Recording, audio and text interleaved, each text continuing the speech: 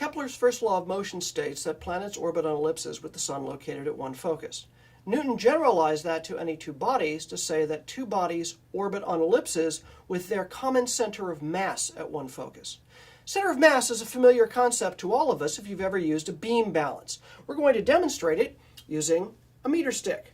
I've got a 1 meter stick here. I've got a hanger, which I set at the 50 centimeter mark, and I hold it up with a couple of weights on the end, and it will be in almost perfect balance. I am at the center of mass, both of those two clips, and there is a little bit of self-weight on the stick.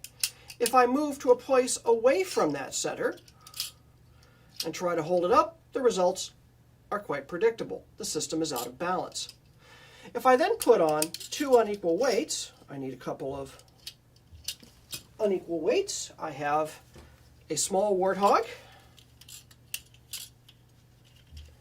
and I have a somewhat larger mama warthog. And I'll put them onto clips at both ends of the meter stick. Mother warthog, I know from measuring, is 4 times the mass of baby warthog. I put the balance point at the dead geometric center between them, and what happens if I let go? Exactly as predicted. The heavier warthog is going to pull the balance beam down. The center of mass is such that the ratio of the distances of the two masses from the balance point is equal to the inverse of the ratio of their masses. That tells you the balance point should be closer to the heavier one than to the lighter one in proportion to the ratio of their masses.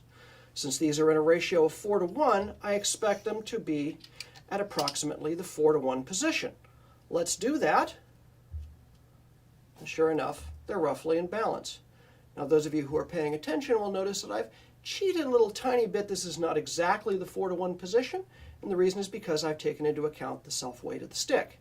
In a planetary system, this would not be taken into account. It would just be the two masses because there's no stick between them, just space.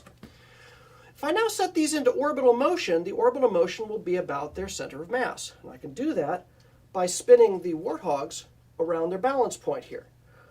You'll notice that the bigger mass, the mother warthog, is orbiting closer to the center of mass, whereas the baby warthog, the smaller mass, is orbiting further away. This is not an accident. This is what the consequence of Newton's version of Kepler's first law says. Both bodies are in motion, but the heavier body is closer to the center of mass than the more distant body.